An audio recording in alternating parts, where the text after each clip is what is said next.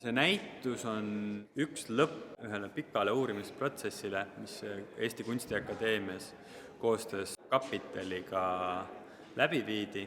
Uurimusprojekt jagunes 6 semestriks ja iga semester on siin näituse ruumis niisuguse oma teemaplokina välja toodud ja erinevate professionaalide ja Kunstiakadeemia õppejõudude poolt mingid teemad siin justkui läbi mängitud.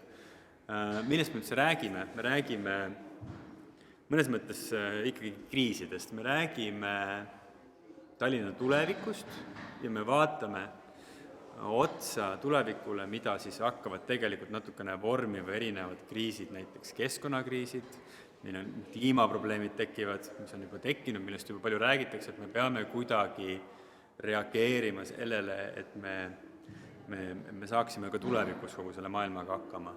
Samamoodi sellega haakuvad kohe ka rändekriisid, kus inimesed hakkavad liikuma aladelt, kus ei ole enam hea elada, samamoodi tegelikult ka Eestis inimesed liiguvad suurtesse linnadesse elama. Me räägime mõnes mõttes kriisist Tallinna linnaplaneerimises. Kui linna ikkagi tegelikult kogu aeg on planeeritud, on linnaplaneerijaid, kes tegelikult natukene on tunne, et meil jääb puudus üksest ühiskondlikust linnaplaneerimise diskursust, et me ei räägi linnaplaneerimisest nagu piisavalt lahtiste kaartidega ja me ei vaata ühiskondlikult niisugust suurt pilti. Mõnes mõttes selle näituse eesmärk ongi linna elaniku jaoks justkui avada seda linnaplaneerimise tagalat, et millest see üldse koosneb, mida peaks üldse uurima, mida peaks arvestama. Suur puudujääk linna elanike seas on linnas elamise kultuuri puudujäämine, et me mõnes mõttes peame aru saama, et kui me linnas elame, siis meil on niisugused teatavaid oskusi vaja ja teatavad niisugused nagu ikkagi tarkust vaja, et ma tean, kuhu ma kolin elama, kus on mu töökoht, kas ma käin iga päev autoga tööl, kas ma saan aru ka sellest suuremast pildist, et miks mingitesse kohtadesse on vaja suuri autoteid, miks teises kohas peaks säilitama rohelust või mingit parke, et mingisse kohta on mõistlik kõrghooneid või võimalik kõrghooneid ehitada, et nagu natukene avada niisugust nagu suurt vaadet Tallinnale. Kui me räägime nüüd sellest kõige üldisemast linnaplaneerimisest, linna poolt vaadates on seal hästi palju erinevaid rolle, et see ei peakski olema ainult visiooniloome. Et nagu ühe näitena, mida me oleme siin natuke uurinud, on see, et kuidas üldsegi jõutakse erinevates Euroopa linnades, mis on võrreldavad Tallinnaga, ehitusloani. Ehk siis, et kui keegi tahab ehitada 2000 ruudust kortermaja, et siis mida ta peab tegema, milline on see bürokraatia hulk, see on ka oluline näiteks, kui vaadatakse linnade konkurentsivõimet, et kuhu siis investeerida, kuhu uut kontorit teha. Seal on mingid oma erisused tekivad linnade vahel, mis mõnes mõttes ka suuresti mõjutavad seda linnapilti. Kas või see, et kui me hakkame vaatama, et kellele kuulub maa, siis Helsingi linnas suur osa maast kuulub tegelikult linnale ja linn erinevaid vahendeid pidi, kas ta loosib, kas ta korraldab mingeid konkursse, siis jagab arendajatele rendilepingutega maad välja ja siis alles hakkab see protsess pihta, et hakkame nüüd ehitama. Linnal on oluliselt suurem positsioon öelda tingimusi, et mida peab siis arendaja täitma. Siis neil on ka võimalus öelda rohkem linnaruumi kohta, neil on võimalik esindada linnarahvast, öelda, et me tahaksime, et seal oleks sotsiaalselt erinevad huvigrupid koos, erinevad pole isegi rahvused või erinevad jõukusastmega inimesed, et see mõnes mõttes loob niisuguse võib-olla huvitavama linnaruumi ka. Ja eks need kõik niisugused erisused vaikselt kooruvadki kusagilt nüanssidest välja ja siis see planeerimispraktikate saareke või siis sektsioon natuke räägibki nendest nüanssidest. Nüüd me oleme liikunud rohevõrgustiku teemaplokki, kus fookuses on siis loodus. Ja see, kuidas loodus linnas inimestega koos eksisteerida saab. Oluline teema on see, et kui roheline Tallinn on. Kui vaatame Tallinnat lihtsalt pealtpoolt, siis tundub, et täitsa roheline on. Et hästi palju niisuguseid eramaju, kus on rohelised aiad. See ei saa olla niisugune ühiskondlik või avalik ruum, see on inimeste eraaiad. Me ei saa seda lugeda avalikult kättesaadavaks roheluseks. Et see moodustab hoopis teistsuguse kaardi, kus need rohealad, näiteks Stroomi parkmets või siis mõned alad Pirital, tegelikult on nagu üsna üksikud saarekesed linnas, näiteks kogu Mustamäe, olgugi et ta on palju muruplatse, siis tegelikult need ei ole kvaliteetsed rohealad ja näiteks Mustamäe on suhteliselt hõre näiteks parkidest. Kindlasti see on üks linnaehituslik teema, et kuidas parandada inimestele ligipääsu rohealadele. Siis tegelikult Tallinna niisugune see hästi tugev reljeef annab talle hästi palju linnaehituslikke aluseid, mida siis oleks nagu huvitav märgata ja tähele panna. näiteks Nõmme on platoo peal, Mustamäe on platoo all või Lasnamäe on platoo peal. Ja Lasnamäe puhul on eriti huvitav vaadata seda, et tegelikult Lasnamäe asub platoo peal ja see kesklinn asub platoo all, aga see olukord läheb põnevamaks siis, kui me vaatame, et ta tegelikult asub hästi kitsalt kahe sellise veekogu vahel, et ühelt poolt meri ja teiselt poolt see Ülemiste järv. Et kui Mihhail Kõlvart rääkis, et Tallinn on kikilipsu kujuline, siis just see on see kikilipsu sõlm, kus siis kõige kitsam koht, hästi palju inimesi ei mahu läbi lihtsalt. Nüüd me räägime keskustest, ehk siis linna sükestest erinevatest kuumadest kohtadest või sükestest kohtadest, kus linnas on elu. Ma arvan, et kõige äratuntavam keskus Tallinnas on ikkagi vanalinn, nagu nimigi ütleb, kesklinn. Kava arhitektid on uurinud seda Tallinna vanalinna ümber paiknevad bastionivööd, mis on niisugune kunagise vanalinna niisugune militaartsoon, kus siis paiknesid bastionid, mis nüüd on siis avalik linnapark.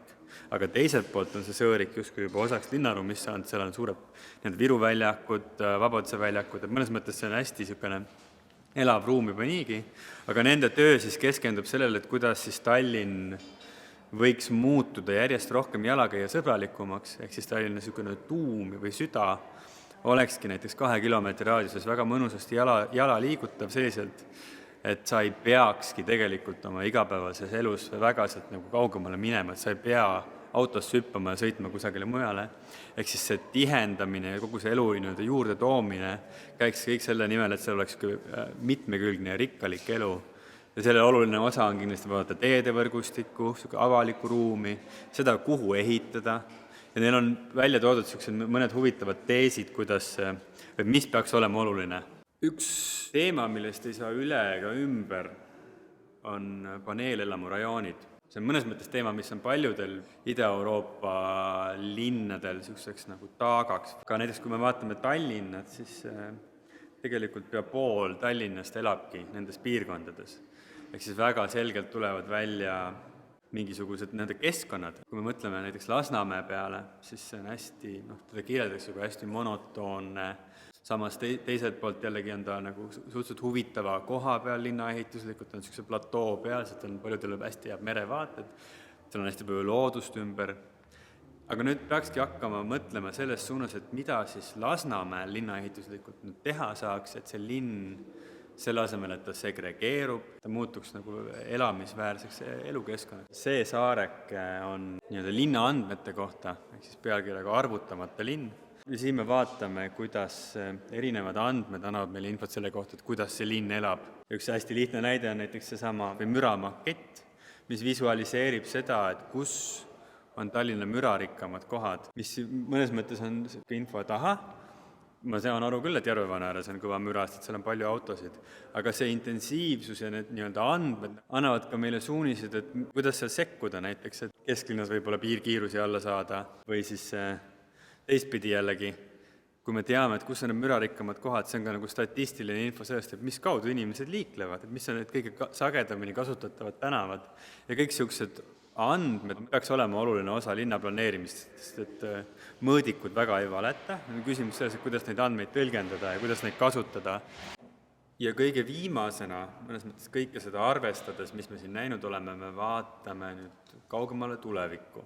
Mõnevõrra see on üldsegi küsimus sellest, et kuidas või mismoodi üldsegi tuleviku linna üles joonistada, kui täpseks me läheme või kui üldiseks me peame jääma, et me ikkagi suudaksime selles nagu omavahel kokku leppida, et me ei läheks nagu detailide üle vaidlema. Kindlasti on elamise küsimus oluline, et me peaksime suutma otsustada, kus kohas järgmise 30 aasta jooksul me need miljonid ruutkilomeetreid uusi kodusid ehitame ja ehitame selliselt, et need olemasolevad elupiirkonnad ka rikastuks, et me täidame aukusid, me parandame kohti näiteks nagu Lasnamäe, aga samas me tekitame ka uusi elukeskkondasid. Teine oluline teema on see, et kus kohas me töötame, kus siis tekivad niisugused töötamise keskkonnad, et kas me segame neid koos nende uute elualadega, et me töötame ja elame sarnastes linnaruumides.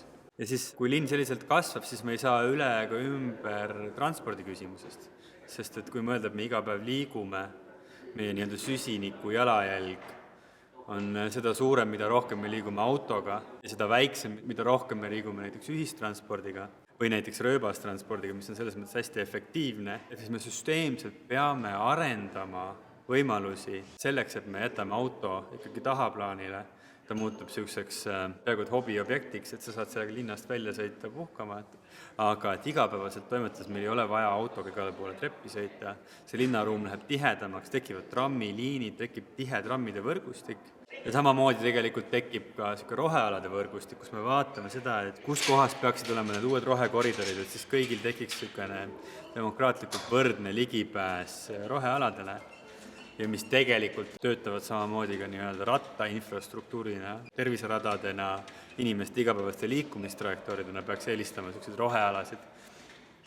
Ja siis selliselt Tallinn 2050 niisugune visioon või suur plaan mõnes mõttes respekteerib niisugust nagu struktuurset mõtlemist, et ta loob niisuguse nagu struktuuri, millest on nagu lihtne kinni hoida, et ta ei ole liiga detailne, ta ei joonista maju, aga ta mõnes mõttes annab suundumused kätte, millest siis tegelikult me kõik saaksime joonduda ja milles me saaksime kokku leppida. Näiteks väga selge mõte on see, et ehitame selle uue linna sinna, kus on praegu näiteks tööstuslik tühermaa, et säästa ehitamisest rohealasid ja kui me ehitame sinna tühermaale, siis meil on nagu väga suur nii-öelda ala juba silmees, et kuhu me seda linna siin endistel tööstusaladel juba praegu tegelikult näiteks Noblessneris või Veerenni kandis oleme ehitanud, et me jätkaksime samamoodi seda linna arendamist, et meil tekivad sellised nagu suhteliselt üldised printsiibid, millest kõik saavad ühtemoodi aru ja millega arvestavad.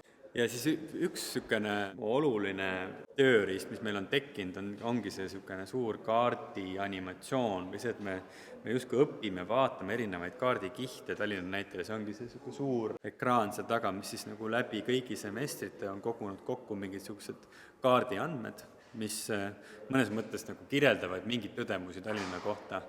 Ja siis, kui me neid kaarte justkui nagu arendame natuke nagu niisuguse mänguna, me tõstame kihte järjest üksteise peale, siis meil tekib nagu järjest selgem pilt ja järjest loogilisem pilt, millises linnas me elame ja mis suunas see siis peaks arenema. Et seal tekivad ka mingid mõtted, mis nagu ilmselgelt nagu niisuguse kaardistamise pealt saavad selgeks, et kuhu me peaksime uued elualad tekitama või kust peaks autoteed läbi minema või kus neid ei ole vaja. Ja nii edasi, et see on nagu niisugune keskne mõtete kogum, mis siis joonistab siis selle Tallinna tuleviku kuidagi välja.